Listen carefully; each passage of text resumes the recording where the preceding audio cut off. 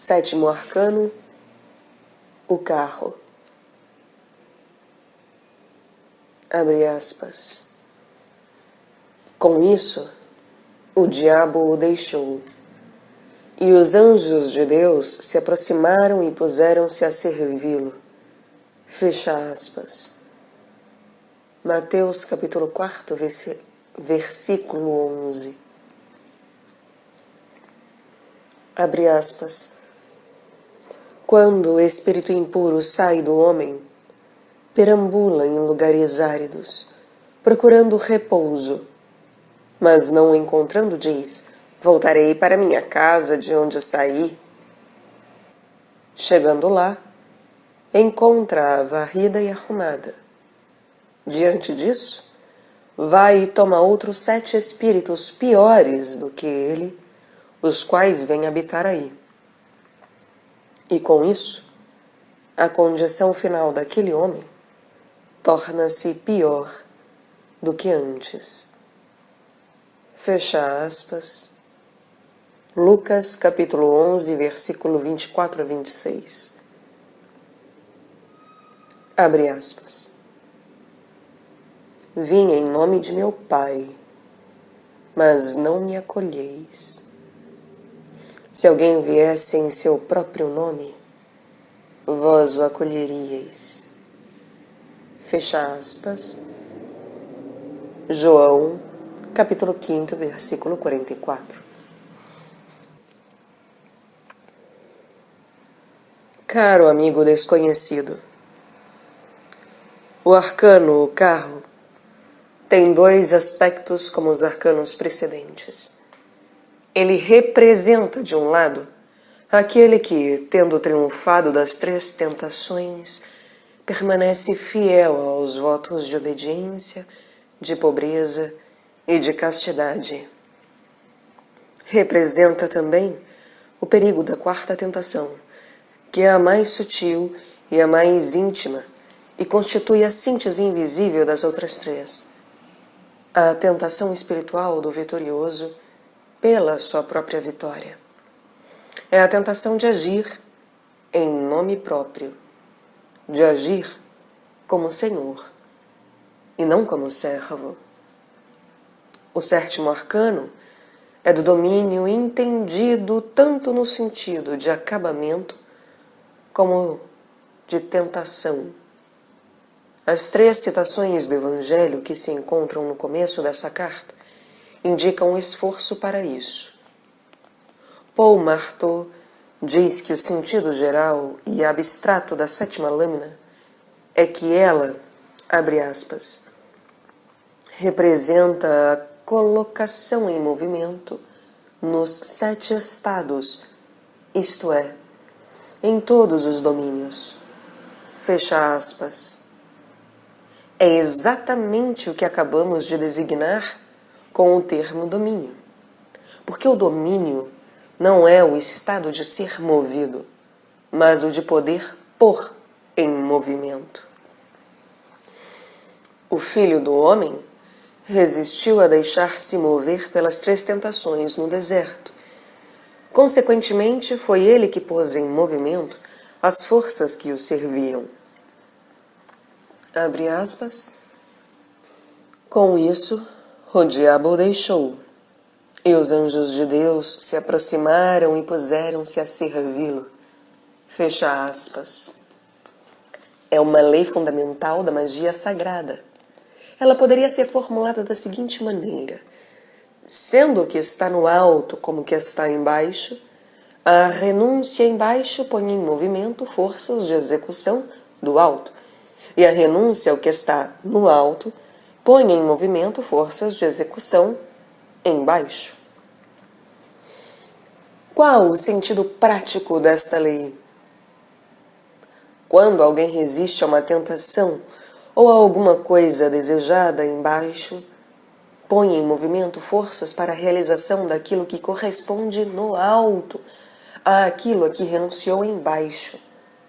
É o que o mestre designa com o termo recompensa, quando diz, por exemplo, que é necessário guardar-se de praticar a justiça diante dos homens, com a intenção de ser visto por eles, porque de outro modo não tereis recompensa junto de vosso Pai, que está nos céus. A recompensa é, pois, a ação que alguém põe em movimento no alto pela renúncia aos desejos das coisas embaixo. É o sim do alto correspondente ao sim de baixo. Essa correspondência constitui uma base de realização mágica e uma lei fundamental do esoterismo ou hermetismo cristão. Guardemo-nos de considerá-la de modo irrefletido, porque temos nela uma das chaves principais da magia sagrada. Não é o desejo que traz a realização mágica, mas a renúncia ao desejo. Porque a renúncia por indiferença não tem valor moral e, portanto, nem mágico. Desejais e depois renunciais. Eis o sentido prático mágico da lei da recompensa. Dizer que é necessário renunciar às coisas desejadas significa que é necessário praticar os 3 votos sagrados de obediência, de pobreza e de castidade. Porque a renúncia, para pôr em movimento as forças de realização do alto, deve ser sincera. Mas não pode sê-lo se lhe faltar o ar, a luz e o calor dos votos sagrados. É preciso, por isso, compreender uma vez por todas que não existe verdadeira magia sagrada, nem mística, nem gnose ou hermetismo, fora dos 3 votos sagrados. A verdadeira atração mágica é essencialmente a prática dos 3 votos. É difícil? Não. É agradável. Tal é a concentração sem esforço, da qual falamos na primeira destas cartas. Reflitamos agora no texto da narração do Evangelho relativa ao que sucedeu imediatamente depois das 3 tentações. Com isso o diabo o deixou. Diz o Evangelho segundo Mateus. Mas o Evangelho segundo Lucas acrescenta, por algum tempo. Ora, essas palavras acrescentadas permitem supor que está por vir outra prova ou tentação. A 4ª, a mais sutil e a mais íntima. É ela que pertence ao ensinamento do 7º arcano, que representa o homem coroado, de pé, sobre um carro triunfal, puxado por 2 cavalos. E os anjos se aproximaram, isto é, podiam aproximar-se, porque estava livre o espaço do qual eles tinham necessidade para a sua descida. Por quê? E como? Os anjos são os seres que se movem verticalmente, isto é, de cima para baixo e de baixo para cima. Para eles, mover-se significa mudar de respiração. E a distância é o número e a intensidade do esforço que ele exige, de inspirações e expirações modificadas. Assim, por exemplo, quando dizemos uma distância de 300 quilômetros da Terra, o anjo diria 3 modificações sucessivas da respiração normal na esfera dos anjos. Para um anjo aproximar-se significa mudar de respiração. Não poder aproximar-se significa que a atmosfera da esfera da qual ele quer aproximar-se é tal que nela ele não pode mais respirar e que se evaporaria se entrasse naquela esfera. Eis porque os anjos não podiam aproximar-se do Filho do Homem durante o tempo em que as forças concentradas de evolução terrestre, as forças do Filho da Serpente, estavam ativas. Eles ocupavam, por assim dizer, o espaço em volta do Filho do Homem, de sorte que não podiam respirar nele e, portanto, nem entrar nele sem se evaporarem. Mas, logo que o diabo se retirou e que a atmosfera mudou, eles puderam aproximar-se dele e o fizeram. Pode-se acrescentar, a título de corolário, que a lei da presença descrita acima nos fornece forte razão para reconhecermos a necessidade das igrejas, dos templos e dos lugares sagrados e dos lugares santos em geral.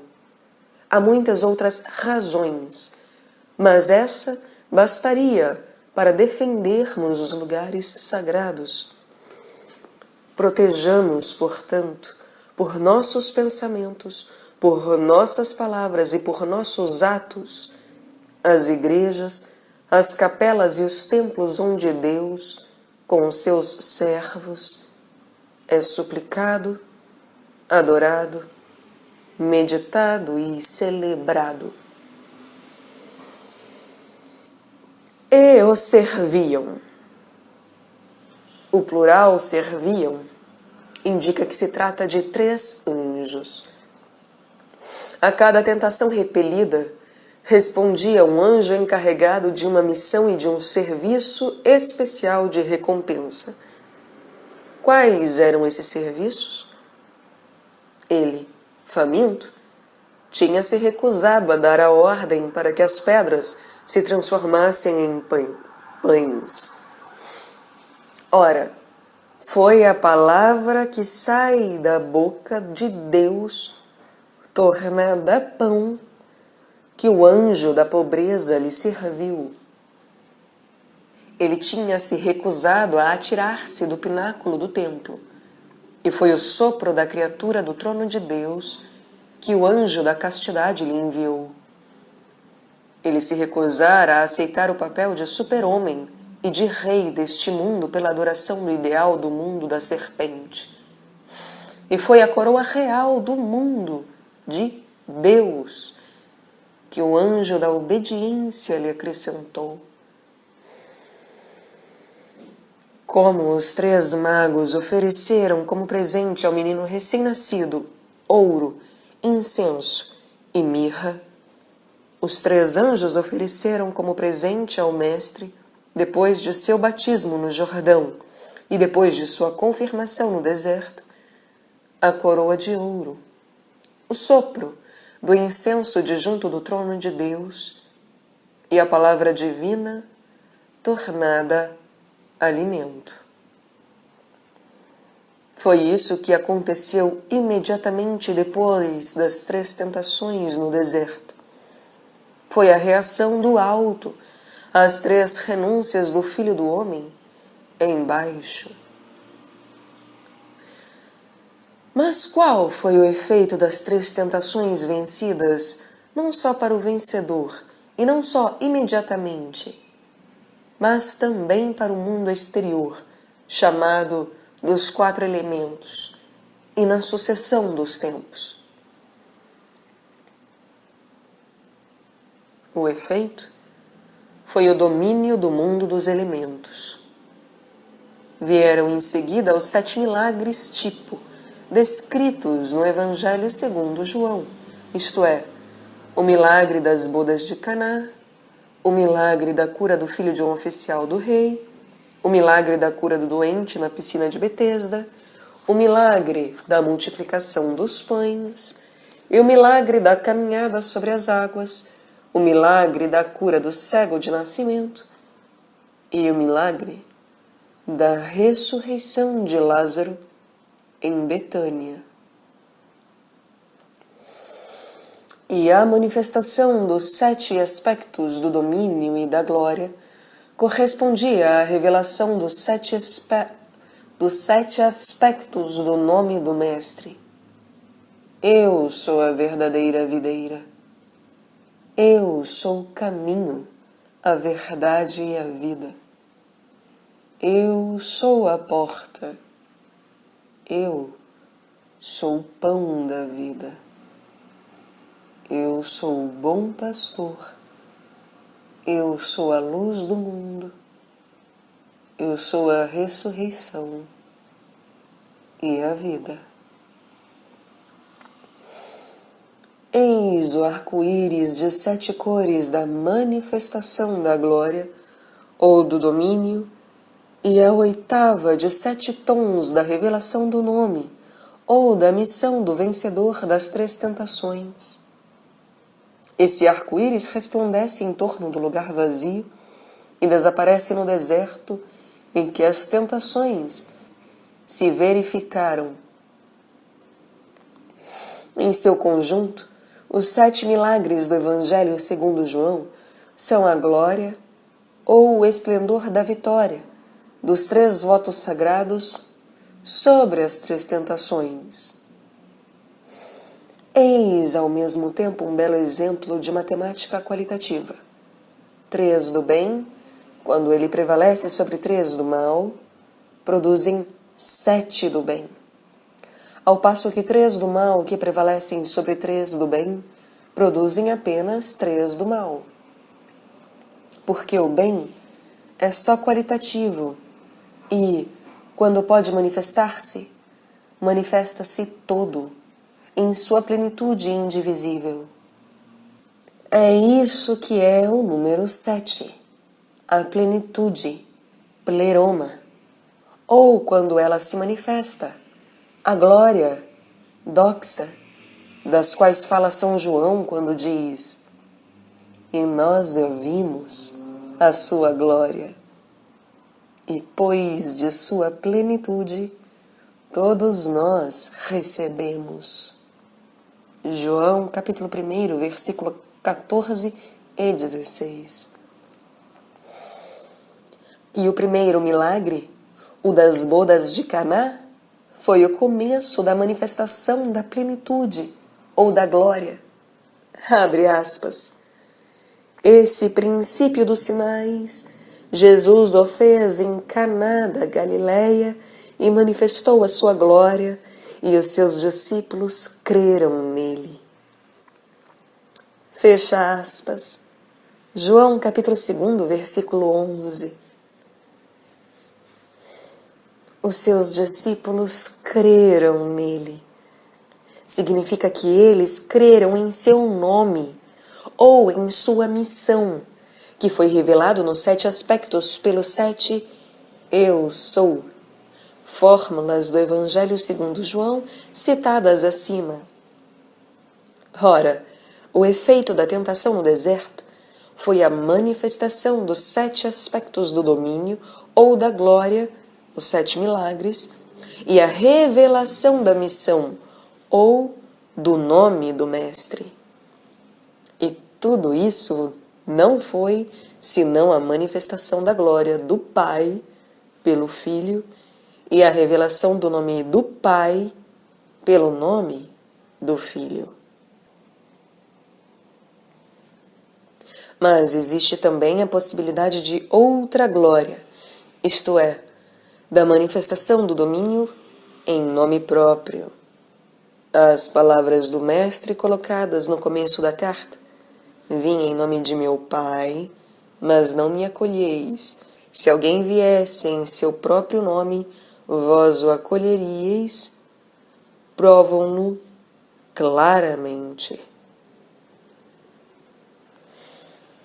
E a experiência no domínio dos movimentos ocultistas, esoteristas, hermetistas, cabalísticos, gnósticos, magistas, martinistas, teosóficos, antroposóficos, rosacruzes, templários, maçônicos, sufistas, iogues e de alguns outros movimentos espiritualistas contemporâneos nos fornecem amplas provas de que essas palavras do Mestre não perderam sua atualidade, mesmo no domínio da ciência e dos movimentos sociais e nacionais, quase científicos.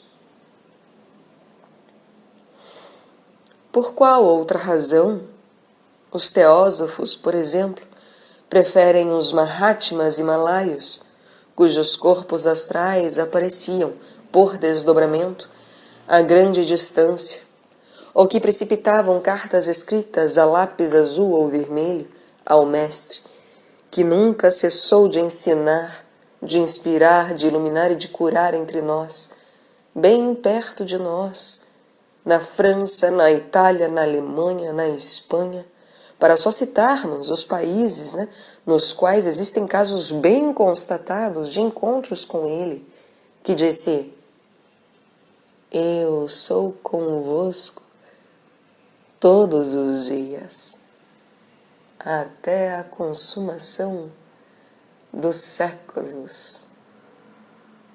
Mateus, capítulo 28, versículo 20. Por qual razão procura-se um guru entre os yogis hindus ou entre os lamas tibetanos, sem se empregar a metade do esforço despendido nisso para se procurar um diretor iluminado pela experiência espiritual em nossos mosteiros, nas ordens espirituais, ou entre os irmãos e as irmãs leigos que praticam a doutrina do Mestre bem perto de nós? Por que os membros das sociedades ou confrarias secretas de tipo maçônico consideram o sacramento da carne e do sangue do Senhor suficientes para a formação do homem novo? E por que procuram eles ritos especiais para supri-lo ou mesmo para substituí-lo? Sim, todas essas questões caem sob a advertência das palavras do Mestre. Vim em nome de meu Pai, mas não me acolheis. Se alguém viesse em seu próprio nome, vós o acolheríeis. Por quê? Porque para alguns o super-homem é mais atraente do que o filho do homem. E lhes promete carreira de poder crescente, ao passo que o filho do homem só oferece a carreira de lavador de pés.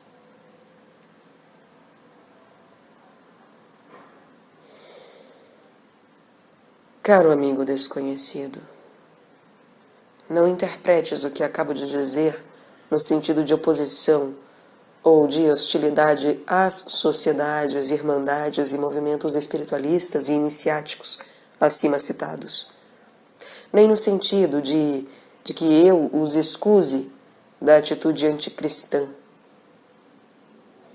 Não me atribuas também falta de respeito aos Mahatmas e aos gurus hindus. Trata-se aqui somente da tendência puramente psicológica que notei um pouco por toda parte, a qual prefere o ideal de super-homem ao ideal do filho do homem. Acrescentemos, para sermos justos com as sociedades e irmandades mencionadas, que, se essa tendência se manifesta entre elas, ela é combatida de maneira mais ou menos efetiva, havendo sempre oposição a ela, embora muitas vezes minoritária.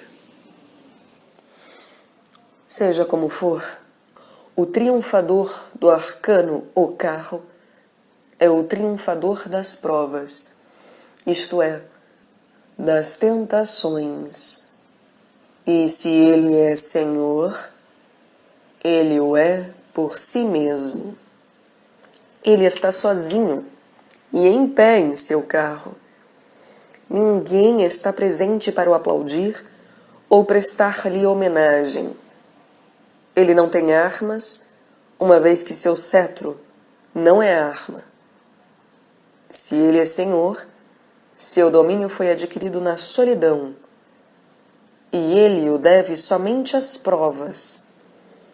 E não há alguma coisa ou há alguém de fora. A vitória conquistada na solidão. Que glória e que perigo ao mesmo tempo. Ela é a única glória real, porque não depende dos favores nem do julgamento humano. Ela é a glória intrínseca, a irradiação real da aura tornada luminosa. E, no entanto, ela é, ao mesmo tempo, o mais real e o mais grave perigo espiritual que existe. Híbris e orgulho, nomes tradicionais dados a ela, não bastam para caracterizá-la adequadamente. O perigo é, antes, uma espécie de megalomania mística, na qual a pessoa diviniza o centro regulador de seu ser, seu ego.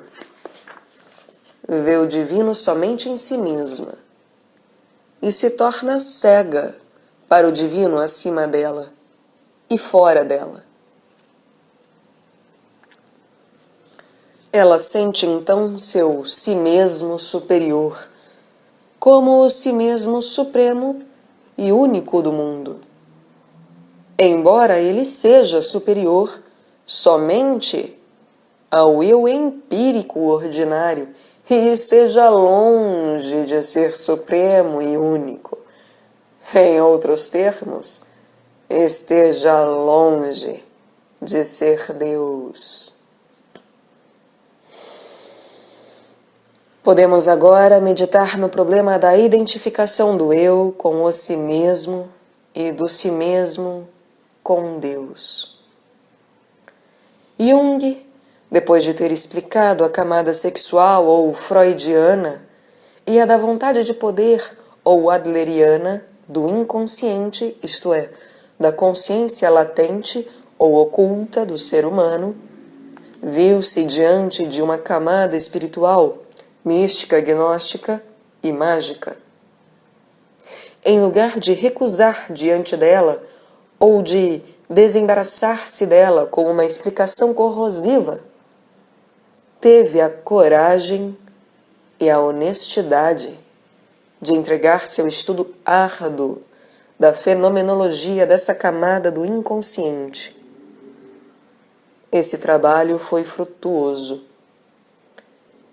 Jung descobriu não somente as causas de algumas desordens psíquicas, mas também o processo profundo e íntimo que ele designou como o processo da individuação, o qual não é senão o nascimento gradual de um outro eu, que ele domina o si mesmo, superior ao eu ou ego ordinário. A descoberta do processo do segundo nascimento o fez estender consideravelmente o campo de seu trabalho exploratório, especialmente ao simbolismo, aos rituais dos mistérios e ao estudo comparado das religiões contemporâneas e antigas.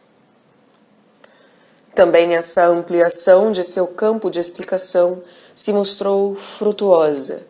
Depois de 15 anos de estudo, sem contar nada a ninguém, Jung chegou afinal a essa descoberta, que teve muitas consequências, entre as quais o conhecimento e a descrição de alguns perigos ou tentações da via da iniciação e do processo de individuação correspondente a ela.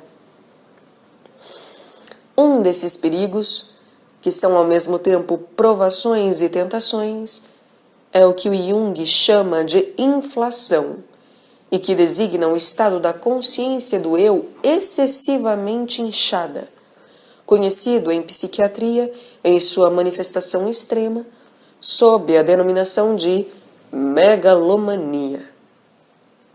Estamos aqui diante de uma escala de fenômenos psíquicos que começa em formas relativamente inócuas, como a elevada opinião, não inteiramente justificada, que alguém tem de si mesmo, ou o desejo um tanto exagerado de seguir a própria opinião.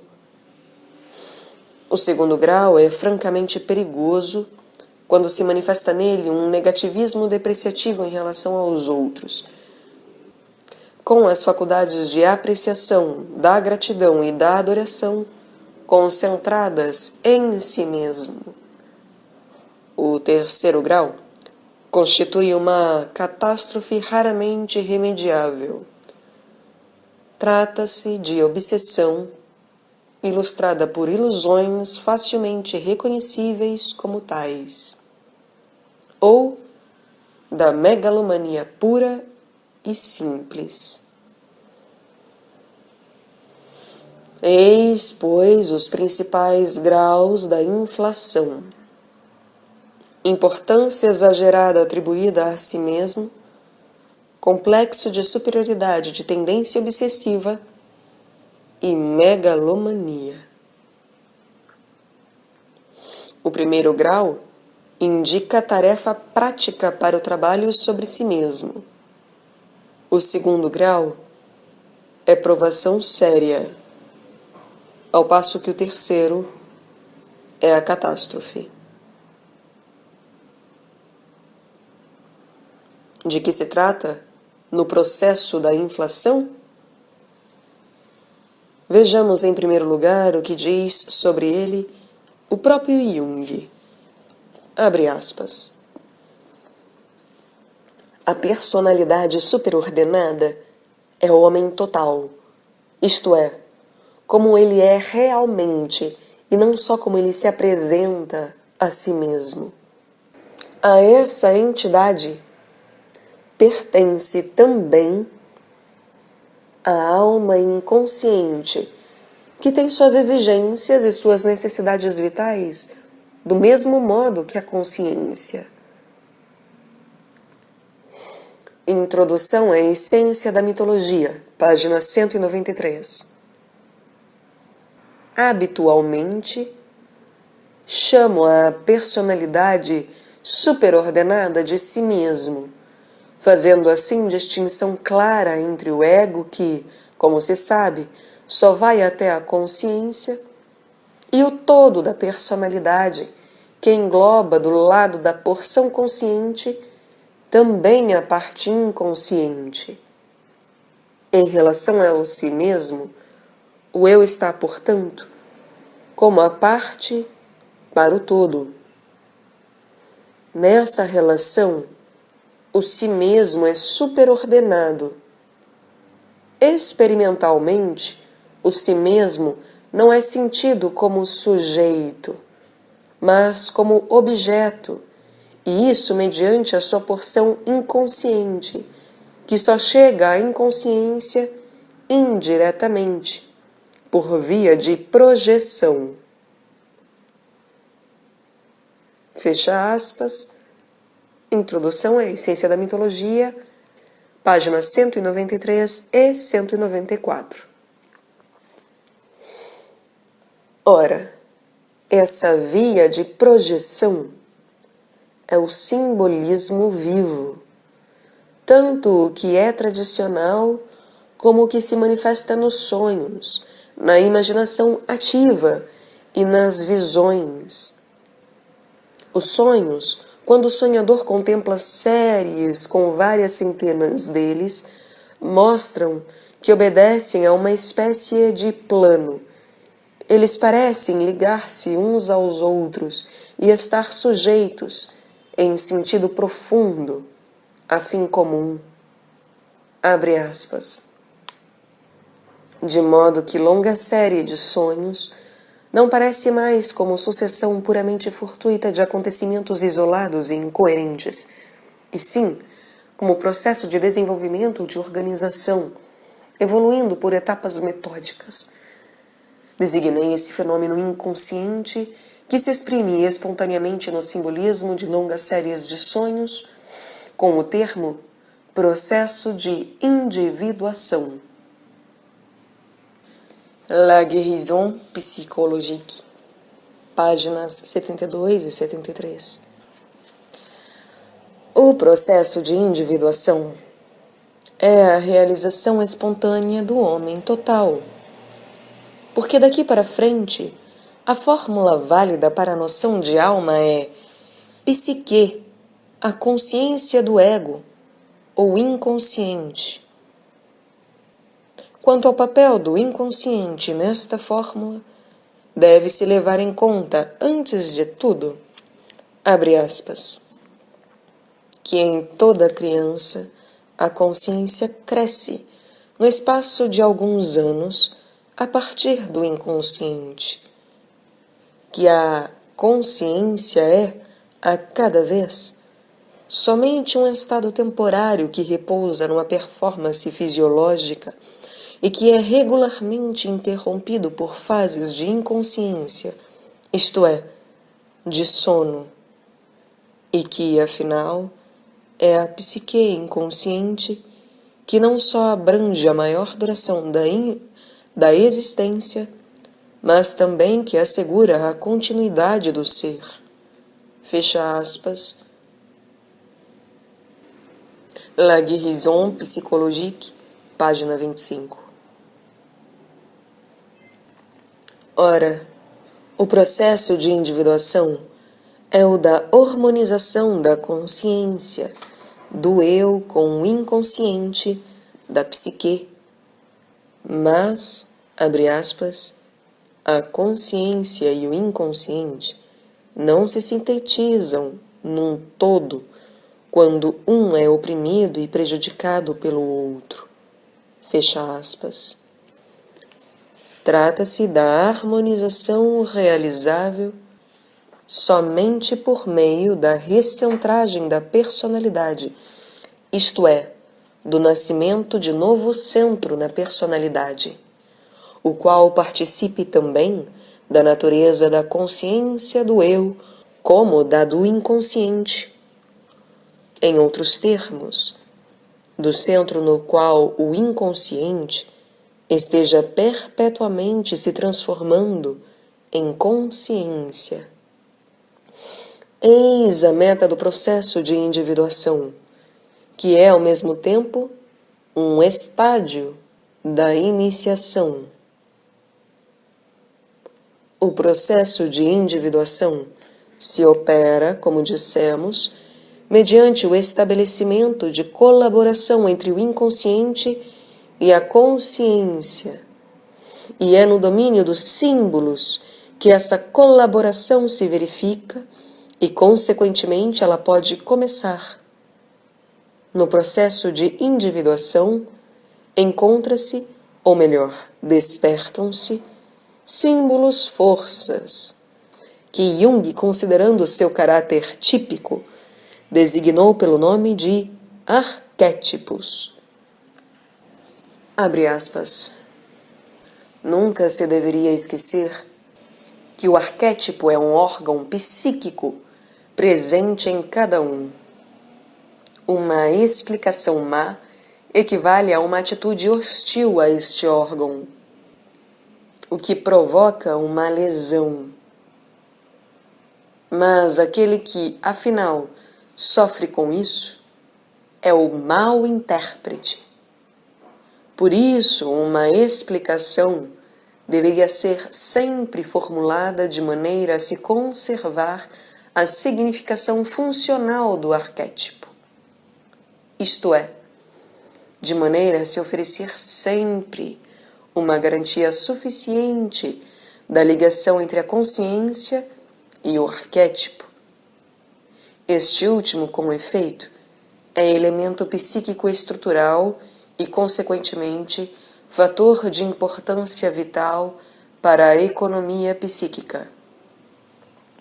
Não existe sucedâneo razoável para o arquétipo, como não existe substituto possível para o cérebro ou para os rins. Fecha aspas. Jung e Kerene, Introdução à Essência da Mitologia, página 103. Não se deve dar pouca importância aos arquétipos. Eles são forças psíquicas formidáveis e podem também invadir, inundar e engolir a consciência. É o que acontece no caso da identificação da consciência com o arquétipo. Produz-se, então, o mais das vezes, uma identificação com o papel do herói. E, às vezes, quando se trata do arquétipo chamado o velho sábio ou a grande mãe, uma identificação com a figura cósmica. Abre aspas. Identificação atraente por várias razões. Frequentemente, ela é muito tenaz e, às vezes, crítica para o equilíbrio psíquico. Se a dissolução da identificação se efetuar, a figura do herói pode, por redução da consciência à escala humana, diferenciar-se progressivamente até não ser mais do que símbolo de si mesma. Fecha aspas. Acrescentemos que, se a dissolução da identificação da consciência com o arquétipo não se efetuar, a figura do herói toma conta da consciência. Verifica-se então a segunda identificação, ou a epifania do herói. Abre aspas. A epifania do herói, segunda identificação, se manifesta por estado correspondente de inflação. A pretensão infantil desproporcionada torna-se convicção de ser alguma coisa especial, ou a impossibilidade de realizar as suas pretensões prova a sua inferioridade, o que favorece o papel do herói que sofre inflação negativa. Malgrado seus contrastes, esses dois aspectos são idênticos. A megalomania consciente é compensada por sentimentos de inferioridade inconsciente, e sentimento de inferioridade consciente corresponde à megalomania inconsciente. Um nunca está sem o outro. Se a segunda identificação for superada com sucesso, o evento consciente pode ser claramente separado da aventura inconsciente, e o evento inconsciente pode ser observado objetivamente. Disso resulta a possibilidade de discussão com o inconsciente e, consequentemente, de uma síntese dos elementos conscientes e inconscientes do conhecimento e da atividade. Isso, por sua vez, dá origem a deslocamento do centro da personalidade, que passa do ego para o si mesmo. Fecha aspas. Essa é a meta do processo de individuação. Ora, a inflação é o risco principal pelo qual passam todos aqueles que procuram a experiência da profundeza, a experiência do que é oculto, do que vive e age atrás da fachada dos fenômenos da consciência ordinária. A inflação constitui, portanto, o principal perigo e a maior prova dos ocultistas, dos esoteristas, dos magos, dos gnósticos e dos místicos. Sabem-no há muito os mosteiros e as ordens espirituais, com sua experiência milenar no domínio da vida profunda. É por isso que a sua prática espiritual se baseia inteiramente na procura da humildade, por meios como a prática da obediência, o exame de consciência, a confissão e o auxílio mútuo. Se Zabbatai Zevi tivesse sido membro de uma ordem espiritual com disciplina semelhante à dos mosteiros cristãos, sua iluminação nunca o teria levado a se revelar a um grupo de discípulos como o Messias anunciado. Ele não se teria obrigado a fazer-se turco. Abre aspas. Deus fez de mim ismaelita turco. Ele mandou e eu obedeci. No 9º dia depois do meu 2º nascimento. Fecha aspas. Escreveu ele aos fiéis de Esmirna, a fim de salvar sua vida e continuar sua missão. Porque teria sido poupado da inflação positiva, como também da inflação negativa, da qual Samuel Gandor, seu discípulo, nos deixou a descrição seguinte. Abre aspas. Conta-se que Zabatai Zevi foi atormentado durante 15 anos pela aflição seguinte. Sofria de depressão que não lhe deixava nenhum momento de repouso e não lhe permitia sequer ler. Ele não conseguia dizer qual era a natureza dessa tristeza que se abatera sobre ele. Fecha aspas. A história do iluminado cabalista Zabatai Zevi é apenas um extremo do perigo e da provação aos quais todos os esoteristas praticantes estão expostos.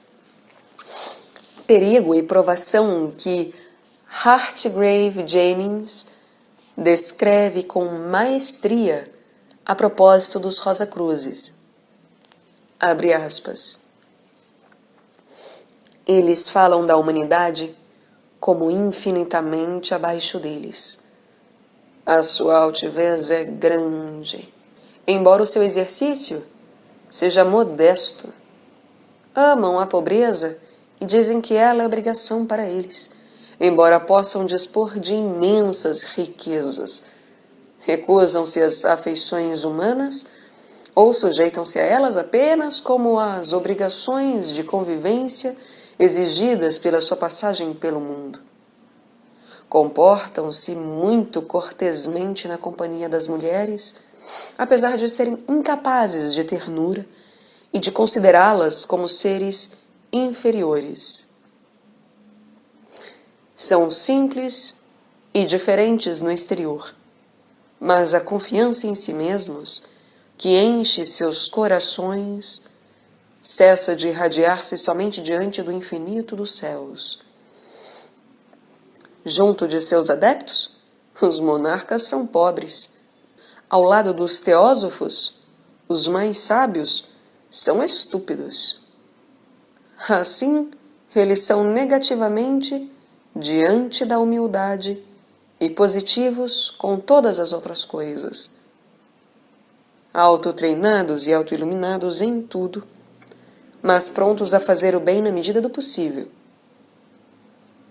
Qual a medida que pode ser aplicada a essa imensa exaltação? Os conceitos crísticos se dissipam diante dela. O estado desses filósofos ocultistas é o sublime ou o absurdo. Fecha aspas.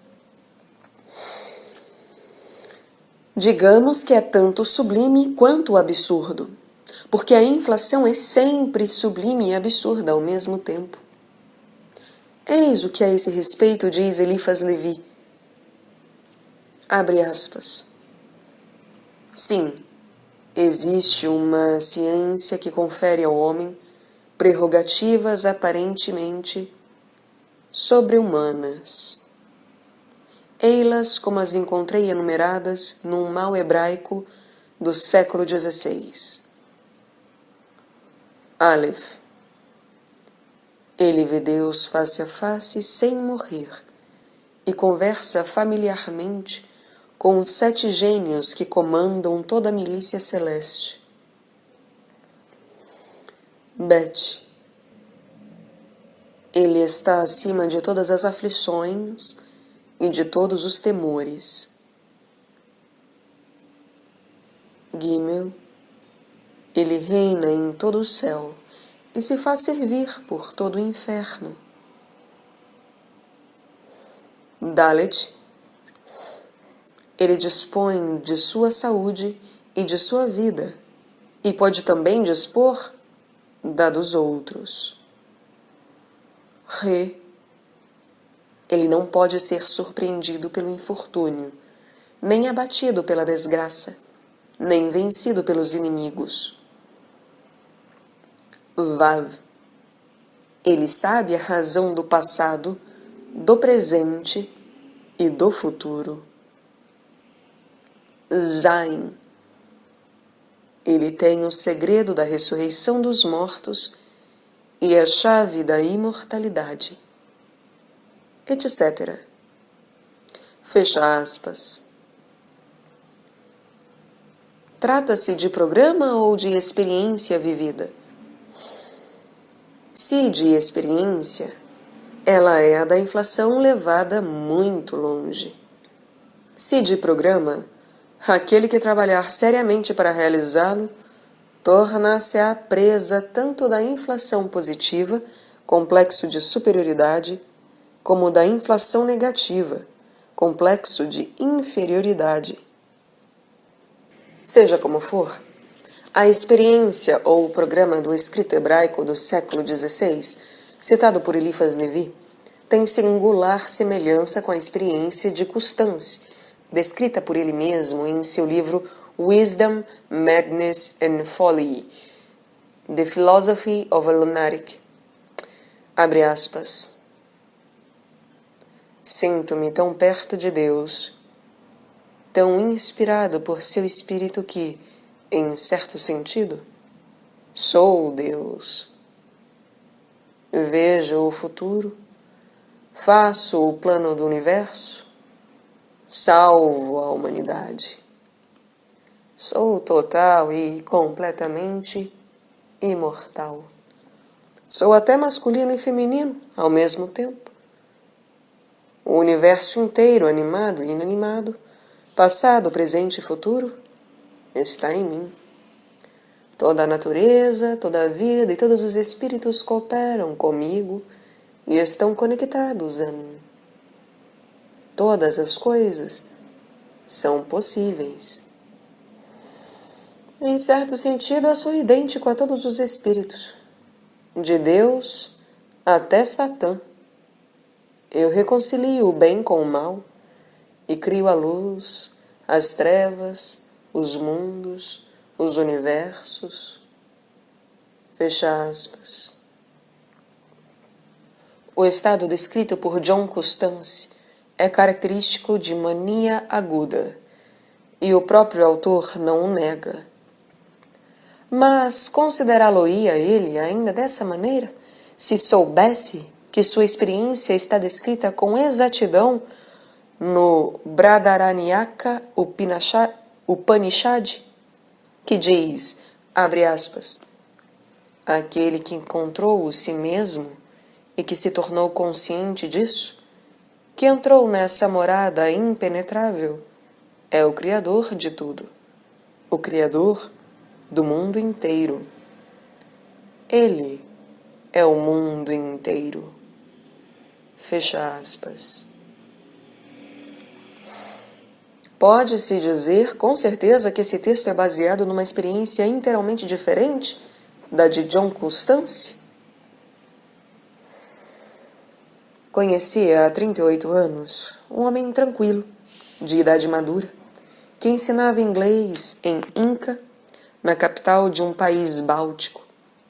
Certo dia, revelou ele que atingira o estado espiritual que se manifesta pela visão eterna, e que é o da consciência da identidade do si mesmo com a realidade eterna do mundo, o passado, o presente e o futuro, vistos do patamar da eternidade, onde sua consciência tinha sua morada.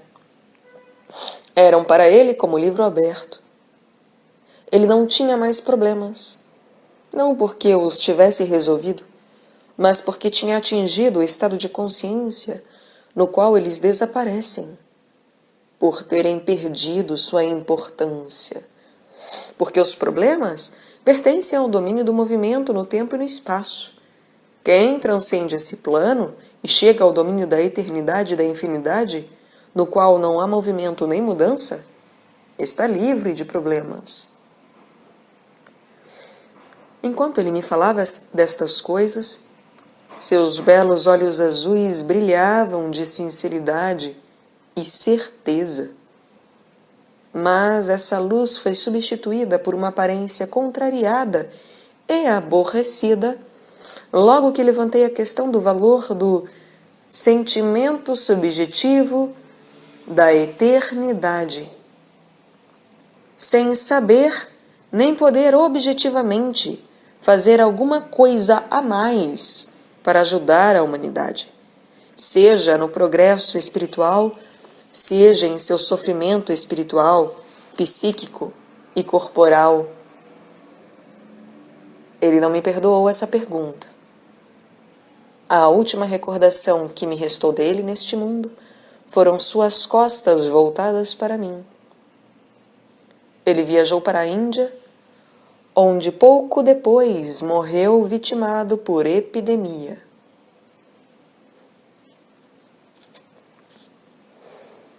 Se narro este episódio de minha vida, caro amigo desconhecido, é para indicar-te quando e como o importante problema das formas e dos perigos da megalomania espiritual se apresentou a mim pela primeira vez. A megalomania espiritual é antiga como o mundo. A sua origem, segundo a tradição milenar, concernente à queda de Lúcifer, se encontra acima do mundo terrestre. O profeta Ezequiel a descreve de modo impressionante. Abre aspas. Tu eras um modelo de perfeição, cheio de sabedoria, de beleza perfeita. Estavas no Éden, jardim de Deus. Engalanavas-te com toda sorte de pedras preciosas, rubi, topázio, diamante, crisólito, cornalina, jaspe, lazulita, turquesa, berilo. De ouro eram feitos os teus pingentes e as tuas lantejoulas. Todas essas coisas foram preparadas nos dias em que foste criado. Fiz de ti o querubim protetor de asas abertas. Estavas no Monte Santo de Deus e movias-te por entre pedras de fogo. O teu coração se exaltou com tua beleza. Perverteste a tua sabedoria por causa do teu esplendor. Assim te atirei por terra e fiz de ti um espetáculo à vista dos reis. Fecha aspas. Eis qual é, nas alturas celestes, a origem da inflação do complexo de superioridade e da megalomania. E visto que o que está embaixo é como o que está em cima, isso se repete embaixo, na vida humana terrestre, de século em século, de geração em geração. Isso se repete principalmente na vida das pessoas humanas, que se afastam do meio comum terrestre e do estado de consciência que ele comporta, e que as transcende, seja no sentido da altura, seja no da largura, seja no da profundeza. Aquele que aspira a um plano mais alto que o do meio terrestre pode tornar-se altivo. Aquele que procura a largura além dos limites do círculo normal dos seus deveres e de suas alegrias terrenas, corre o risco de considerar-se cada vez mais importante. Aquele que quer a profundeza subjacente à superfície dos fenômenos da vida terrena, corre risco maior. O da inflação, da qual fala Jung. O metafísico abstrato que arranja os mundos na ordem escolhida por ele pode perder todo o interesse pelo particular e pelo individual e chegar a considerar as pessoas humanas quase tão insignificantes como insetos. Ele as vê de cima para baixo. Vistas de sua altura metafísica, elas perdem suas proporções e se tornam pequenas, até a insignificância. Ao passo que ele, o metafísico, é grande, porque participa das grandes coisas da metafísica. o reformador que quer corrigir ou salvar a humanidade sucumbe facilmente à tentação de considerar-se o centro ativo do círculo passivo da humanidade. Considerando-se portador de missão de alcance universal, ele se sente cada vez mais importante. O ocultista, o esoterista ou hermetista prático, se ele não for praticante, será apenas metafísico ou reformador, experimenta as forças superiores que agem além de sua consciência e que penetram nele.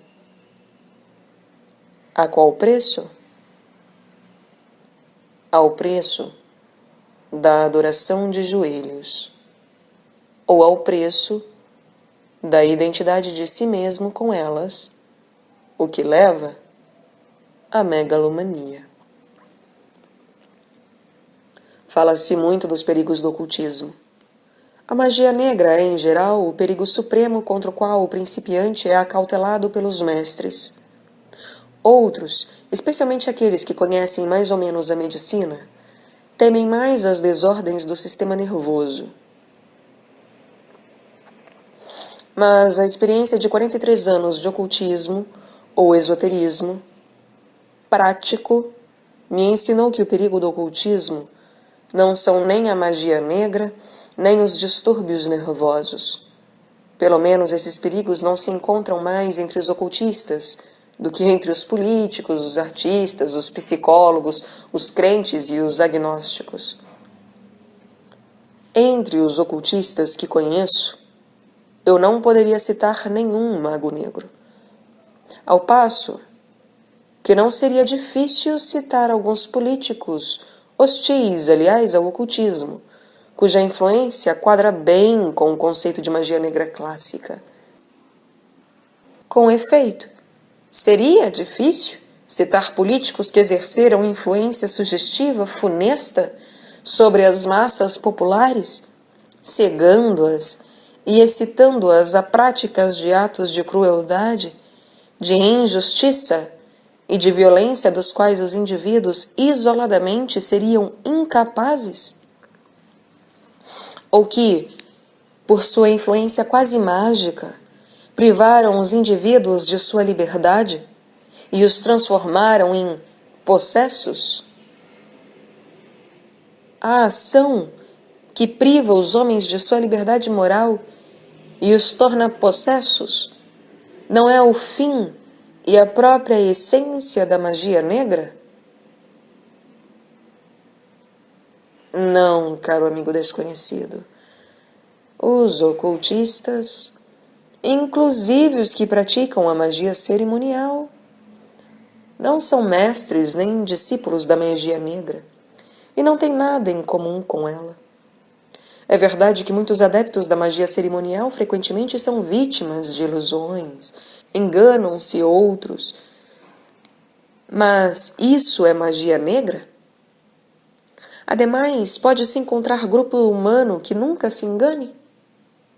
Até o Dr. Fausto, que fez pacto com o diabo, e isso se aplica a todos que fazem pactos desse tipo, antigos e modernos, foi apenas a vítima ingênua de uma velhacaria de Mefistófeles, que é espertalhão bem conhecido de todos os que têm algum conhecimento do mundo oculto. Isso porque, como pode alguém vender o que não lhe pertence? A alma do Dr. Fausto é que poderia vendê-lo, não ele vendê-la. Por mais solene que fosse o pacto, e pouco importa que ele tivesse sido escrito e assinado com sangue ou com tinta comum. É assim que Mefistófeles dá lição àqueles que querem ser super-homens. Ele revela a puerilidade de suas pretensões. Embora deploremos a ingenuidade do pobre Dr. Fausto, somos levados a considerar o método da velhacaria de Mefistófeles como, em última análise, salutar.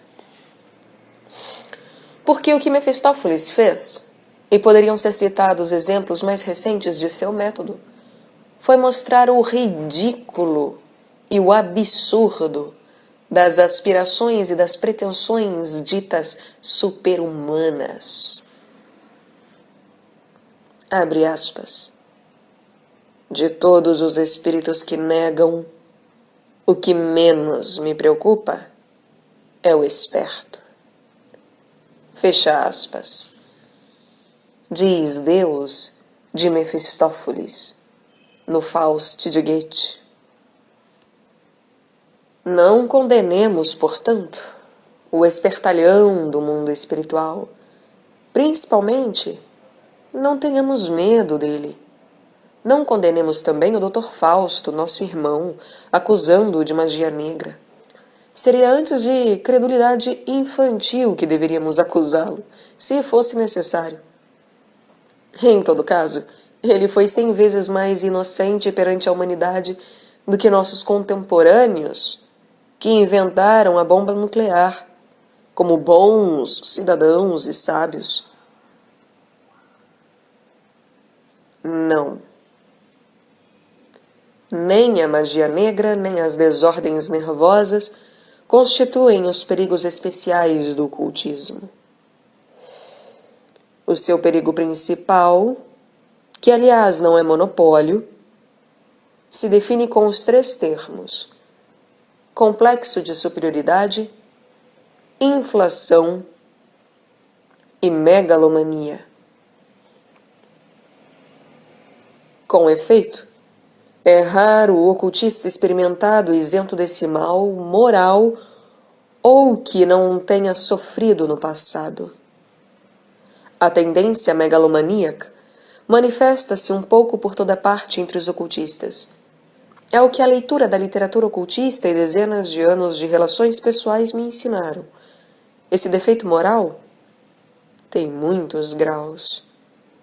Ele se manifesta, em primeiro lugar, por certo desembaraço e certa sem cerimônia no como saber mais e saber tudo, isto é, como um modo de tomar a atitude de mestre de todo mundo.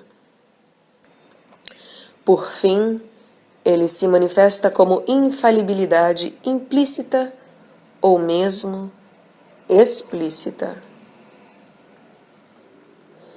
Não desejo citar passagens da literatura oculta, nem nomes, nem mencionar fatos biográficos de ocultistas conhecidos, a fim de provar ou ilustrar esse diagnóstico. Não te será difícil, caro amigo desconhecido, encontrá-los por ti mesmo em abundância. A minha intenção aqui é rejeitar as falsas acusações levantadas contra o ocultismo e mostrar o verdadeiro perigo que ele comporta. Que é, pois, necessário fazer contra esse perigo, a fim de se conservar a saúde moral? A antiga sentença, ora e labora, contém a única resposta. A adoração e o trabalho constituem o único remédio que conheço, tanto profilático quanto curativo contra as ilusões megalomaníacas.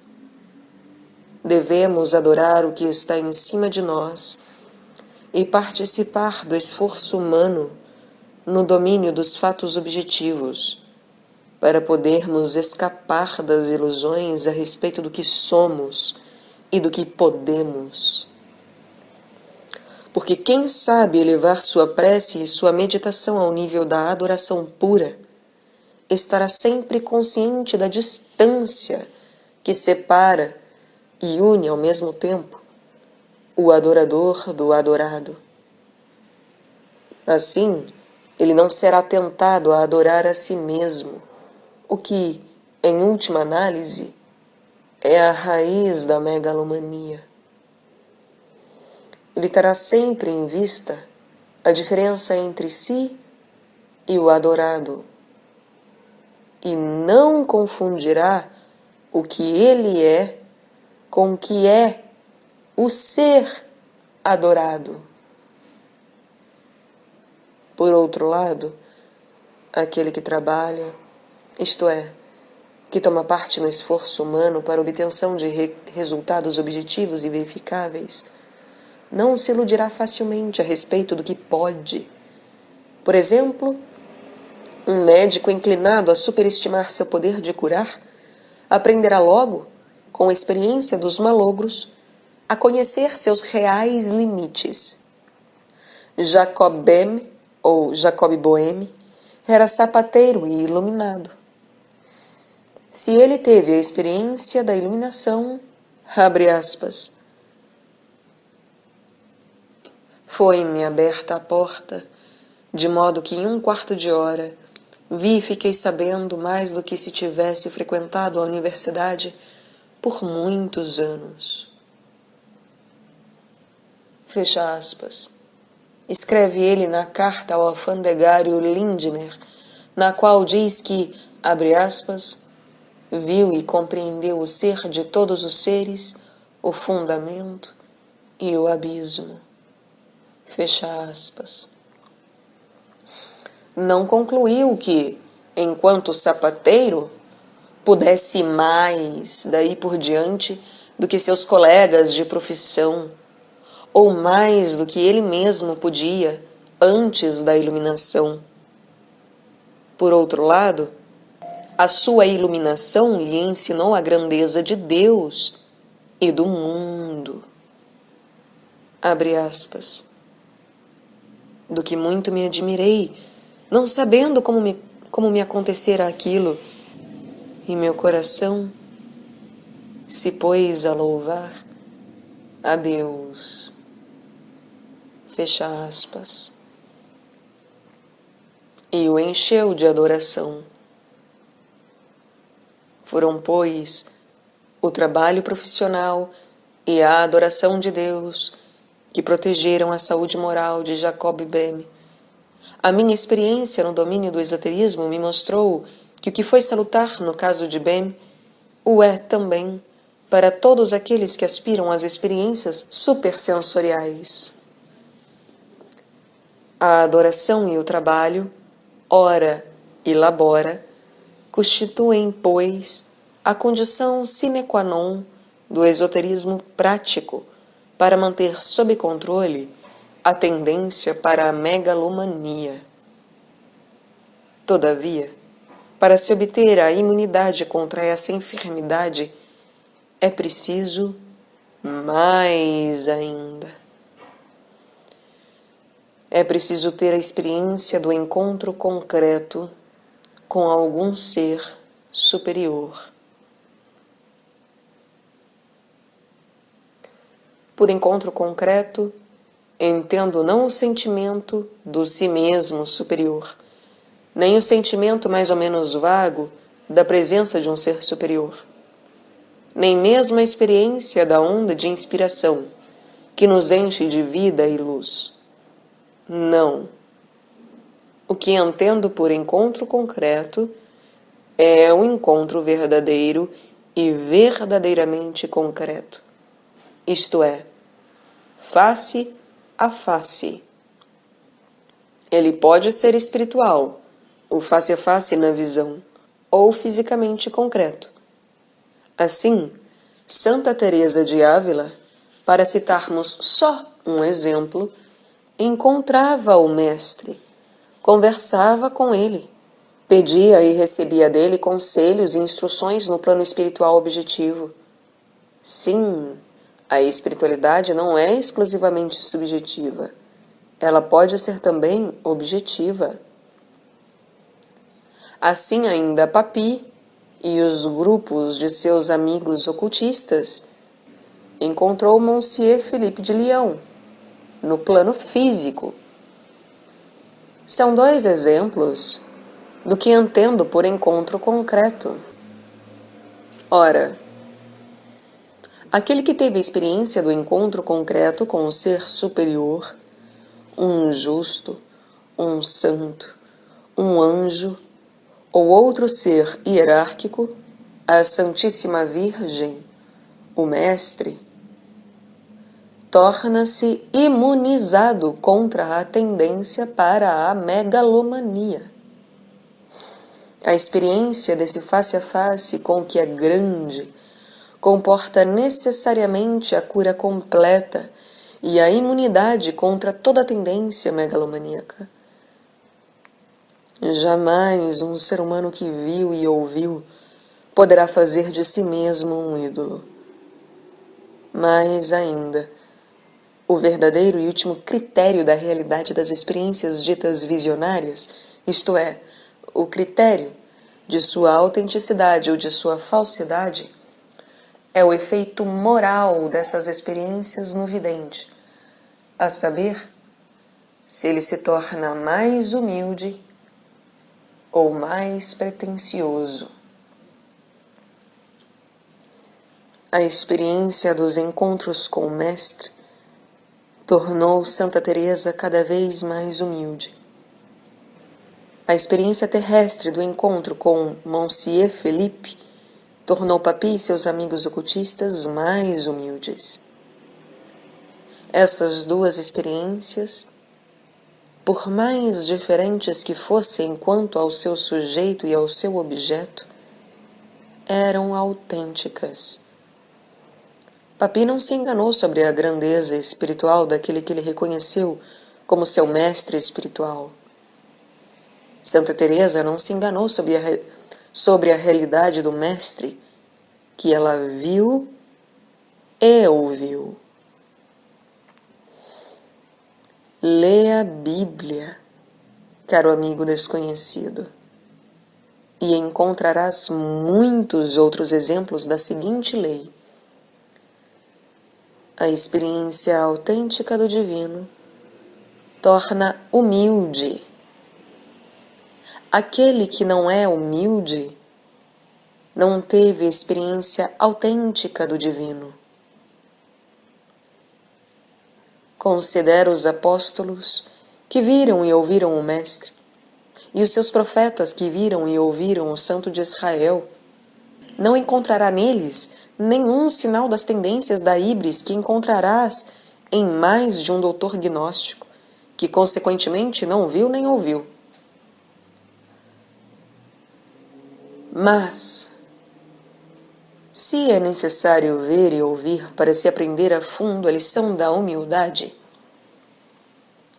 que dizer das pessoas que são, entre aspas, naturalmente humildes, mas não viram nem ouviram? Sem prejuízo de outras respostas também válidas, a minha é que todos os que são humildes viram e ouviram outrora, em algum outro lugar, pouco importando se se lembram disso ou não. A humildade pode ser a reminiscência real, não intelectual, que a alma tem da experiência espiritual anterior ao nascimento, ou a reminiscência da experiência noturna, sucedida durante o sono e permanecendo no domínio do inconsciente, ou, enfim, o efeito da experiência presente, consciente ou inconsciente, não confessada a si mesmo nem aos outros, porque a humildade, como a caridade, não é qualidade natural da natureza humana. Sua origem não pode ser encontrada no domínio da evolução natural. Não é possível concebê-la como fruto da luta pela existência, como fruto da seleção natural e da sobrevivência do mais forte com o sacrifício do mais fraco. Porque a escola da luta pela existência não produz humildes, mas lutadores e guerreiros de toda a espécie. Ela é, portanto, uma qualidade que deve provir da ação da graça. Ela deve provir do alto. Ora, os encontros concretos face a face, dos quais falamos aqui, são sempre e sem exceção acontecidos devidos à graça, uma vez que são encontros nos quais o ser superior se aproxima, por vontade própria, do ser inferior. O encontro que transformou o fariseu Saulo no apóstolo Paulo não foi devido aos seus esforços, e sim a ato daquele que ele encontrou. O mesmo vale de todos os encontros face a face com seres superiores. O que compete a nós é procurar, bater e pedir. O ato decisivo vem do alto.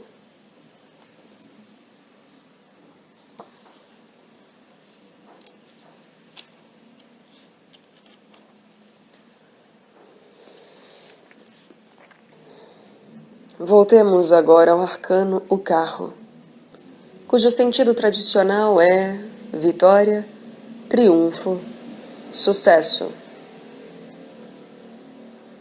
Abre aspas. Esse sentido, diz Maxwell, decorre naturalmente da postura da personagem, e isso não traz nenhuma dificuldade. Fecha aspas. Existe, não obstante, uma dificuldade. A lâmina é uma advertência ou um ideal? Ou as duas coisas? Inclino-me a ver em todos os arcanos do tarô, simultaneamente, advertências e fins a atingir. Pelo menos é o que me ensinaram 40 anos de estudo e meditação sobre o tarô. Assim, o mago é uma advertência contra a habilidade intelectual do metafísico, esquecido da experiência, e contra os charlatães de toda sorte. Ele ensina, ao mesmo tempo, a concentração sem esforço e o uso do método da analogia. A papisa nos adverte para os perigos do gnosticismo, ensinando-nos a disciplina da gnose verdadeira. A imperatriz evoca os perigos do mediunismo e do magismo, revelando-nos os mistérios da magia sagrada. O imperador nos põe em guarda contra a vontade de poder e nos ensina o poder da cruz. O Papa nos oferece a visão do personalismo humanista e do pentagrama mágico, no qual ele culmina, impondo a ele mesmo a santa obediência e a magia das 5 chagas. Os amantes nos acautelam contra as 3 tentações e nos ensinam os 3 votos sagrados. O carro, enfim, nos adverte para o perigo da megalomania e nos ensina o triunfo verdadeiro, levado ao seu termo pelo si mesmo.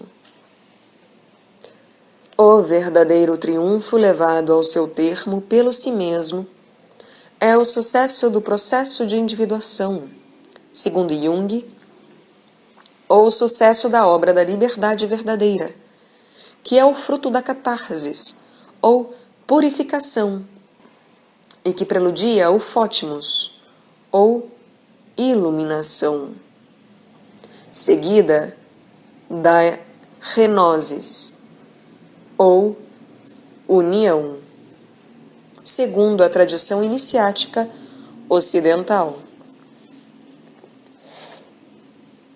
O triunfador do carro pode designar, portanto, seja alguém que sofre de megalomania, seja alguém que passou pela catarsis ou purificação, a primeira das 3 etapas da via da iniciação. A tese que proponho é que a lâmina do 7º arcano tem, como as outras, esses 2 sentidos. A personagem da 7ª lâmina significa, ao mesmo tempo, o triunfador e o triunfador, com T maiúsculo. O megalomaníaco e o homem íntegro, senhor de si mesmo. Quem é esse homem íntegro, senhor de si mesmo e vencedor das provas? É aquele que vence as 4 tentações, isto é, as 3 tentações no deserto, descritas pelo Evangelho, e a tentação da híbris, que as sintetiza e que está no centro do triângulo das tentações. Assim, ele é o senhor dos 4 elementos que compõem o veículo de seu ser: o fogo, o ar, a água e a terra. Senhor dos 4 elementos, isto é, ser criativo no pensamento, claro, fluido e preciso, sendo a criatividade, a clareza, a fluidez e a precisão as manifestações dos 4 elementos no domínio do pensamento. Isso quer ainda dizer que ele tem coração caloroso, largo, terno e fiel. Sendo o calor, a largueza, a sensibilidade e a fidelidade as manifestações dos 4 elementos no domínio do sentimento. Significa, enfim, que existe ardor, homem do desejo, amplidão, flexibilidade e estabilidade na vontade, na qual os 4 elementos se manifestam como intensidade, largueza, adaptabilidade e firmeza. Resumindo, pode-se dizer que o senhor dos 4 elementos é o homem de iniciativa, sereno, versátil e firme. Ele representa as 4 virtudes naturais da teologia católica: a prudência, a fortaleza, a temperança e a justiça. Ou as 4 virtudes cardeais de Platão: a sabedoria, a coragem, a temperança e a justiça.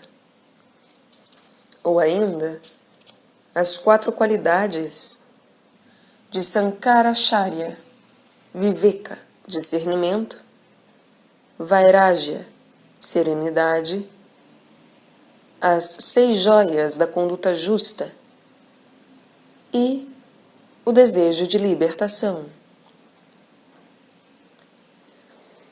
Seja qual for a formulação das 4 virtudes em questão, trata-se sempre dos 4 elementos do nome sagrado: Yod-He, Vav-He, o tetragrama na natureza humana. As 4 colunas que sustentam o dossel sobre o carro puxado por 2 cavalos, da lâmina do 7º arcano, significam, portanto, os 4 elementos tomados no sentido vertical, isto é, no sentido analógico através dos 3 mundos, espiritual, psíquico e físico. E o dossel sustentado pelas 4 colunas, que significa ele? A função do dossel, tomado como objeto material, é proteger a pessoa que está embaixo dele, fazendo então o papel de teto. Tomando no seu sentido espiritual, atingido pela via da analogia, o dossel por cima do homem, com coroa real amarela na cabeça, exprime 2 coisas contrárias: que o homem coroado é megalomaníaco, num estado de esplêndida isolação e separado do céu pelo dossel, e que o homem coroado é iniciado no mistério da saúde espiritual, mas que não se identifica com o céu, uma vez que tem consciência da diferença entre seu eu e o que está acima dele. Em outras palavras, o dossel significa os fatos e as verdades subjacentes, tanto à megalomania como à humanidade. A humildade, sendo a lei da saúde espiritual, implica a consciência da diferença e da distância entre o centro da consciência humana e o centro da consciência divina. Existe uma pele, ou um dossel, se preferirdes, em sua consciência, a qual, como a pele do corpo humano, separa o humano do divino e, ao mesmo tempo, os une. Essa pele espiritual protege a saúde espiritual do homem, não permitindo identificar-se ontologicamente com Deus, ou dizer, eu sou Deus. Embora lhe permita a relação da respiração, as aproximações e os discernimentos, que nunca são alienações, e que juntos constituem a vida do amor. A vida do amor consiste em aproximações e distanciamentos, tendo sempre presente a consciência da não-identidade. Ela é análoga ao processo de respiração, que consiste em inspirações e expirações. Não se encontra ela perfeitamente expressa no trecho do Salmo 43, que é a sexta frase da missa? Envia tua luz e tua verdade. Elas me guiarão, levando-me à tua montanha sagrada, aos teus tabernáculos. Sim, a luz da tua presença, a aproximação e a verdade que jorra sobre mim por reflexão, distanciamento, nos conduzem para os tabernáculos. Os tabernáculos não se trata de tendas, de baldaquinos, de dosséis sob os quais o humano se une no amor ao divino, sem se identificar com ele, nem ser absorvido por ele. Não são feitos esses tabernáculos da pele da humildade, a única que nos protege contra o perigo de matarmos o amor pela identificação ontológica, isto é, pela identificação do ser humano com o divino? Essa alma é Deus, a consciência é Deus, e que assim nos afasta do perigo da megalomania espiritual, que se arroga o ser de Deus em lugar de sua imagem? Existem 3 formas de experiência mística. A experiência da união com a natureza, a da união com o si mesmo transcendente humano e o da união com Deus. A primeira forma de experiência consiste em se obliterar a diferenciação entre a vida psíquica individual e a natureza circundante. É o que Levi-Brill chama de participação mística. Noção essa que ele forjou quando estudava a psicologia dos primitivos. Mas também na consciência dita mitógena, que é a fonte dos mitos naturais, bem como no desejo ardente de união com a natureza dos poetas e dos filósofos. Empédocles se precipitou no vulcão Etna para unir-se com os elementos da natureza. O efeito de peiote, do mescal, do haxixe, do álcool, etc., pode produzir, às vezes, não sempre, nem em todos, estados de consciência análogos ao da participação mística. O traço característico dessa forma de experiência é a embriaguez, isto é, a fusão do eu com as forças exteriores à consciência do eu. As origens dionisíacas da antiguidade baseavam-se na experiência da embriaguez sagrada, devida à obliteração da diferenciação entre o eu e o não-eu. A segunda forma de experiência mística é a do eu transcendente ou do si mesmo. Ela consiste na separação do eu ordinário empírico de um eu superior que está acima de tudo que se move e de tudo que pertence ao domínio do espaço e do tempo. O eu superior é experimentado, portanto, como imortal e livre. Se a mística da natureza se caracteriza pela embriaguez, a do si mesmo tem como traço característico a dissipação progressiva da embriaguez até chegar à sobriedade completa. A filosofia baseada na experiência mística do si mesmo, que a apresenta da maneira mais pura e menos desfigurada pela adição de especulação intelectual arrojada, é a da escola indiana de Sankhya.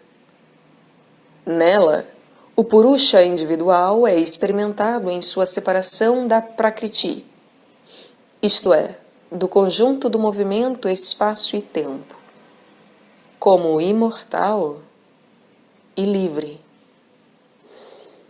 Embora a mesma experiência se encontre no fundo do Vedanta, os vedantinos não se contentam com a experiência imediata que ensina que o verdadeiro eu do homem é imortal e livre, mas acrescentam a isso o postulado de que esse eu superior é Deus. Esta alma individual é o absoluto. O Sankhya, ao contrário, permanece nos limites da experiência do eu superior como tal, e não nega a pluralidade dos Purushas, isto é, a pluralidade dos egos superiores, imortais e livres. Ele não eleva o Purusha individual à dignidade do absoluto, o que lhe valeu ser visto como ateu. Ele o é. Se se entendesse por ateu, a confissão franca "não tive experiência de alguma coisa superior ao ego imortal e livre. Atendo-me à experiência, que posso dizer sobre isso de boa fé?" O Sankhya não é uma religião, e por isso não merece mais do que, por exemplo, a escola de psicologia moderna de Jung ser classificado como ateu. Mas, por outro lado, pode ser considerado como prova de crença em Deus a atribuição da dignidade do absoluto ao eu superior do homem? A terceira forma de experiência mística, o termo místico usado aqui compreende a experiência mística como tal e a experiência gnóstica como unidade. É a do Deus vivo, do Deus de Abraão, de Isaac e de Jacó da tradição judaico-cristã, do Deus de Santo Agostinho, de São Francisco, de Santa Teresa e de São João da Cruz da tradição cristã, e do Deus da Bhagavad Gita, de Ramanuja, de Madhva e de Caitanya da tradição hindu.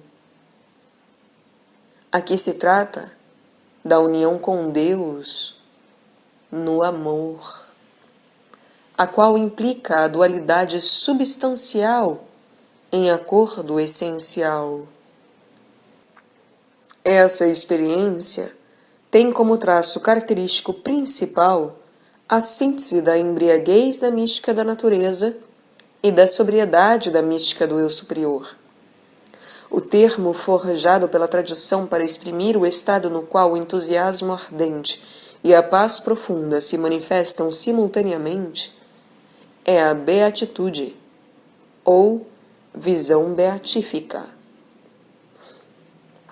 A visão beatífica implica a dualidade do vidente e do visto, de um lado e de outro, a sua união ou seu acordo intrínseco no amor. Por isso, esse termo exprime de maneira admiravelmente clara e precisa a essência da experiência mística teísta, o encontro da alma com Deus, face a face, no amor. Essa experiência é tanto mais elevada quanto mais completa é a diferenciação e mais perfeita a união. Por isso, a Santa Cabalá põe no centro da experiência espiritual o rosto sagrado do antigo dos dias e ensina que a experiência suprema do ser humano, bem como a mais alta forma de morte de um mortal, é atingida quando Deus abraça a alma humana. Abre aspas. Quando Abraão, nosso pai, compreendeu e considerou, examinou, aprofundou, entendeu, esculpiu, gravou e compôs tudo isso, o Senhor do Universo, bendito seja o seu nome, se manifestou a ele, tomou-o sobre seus joelhos, abraçou a sua cabeça e o chamou de seu amigo. Fecha aspas. Diz Sefer Yetzirah, capítulo 15. E São João da Cruz só usa a linguagem do amor quando fala de suas experiências da presença divina nos tabernáculos do amor. As 3 formas de experiência mística têm suas leis de higiene, os seus tabernáculos e suas peles.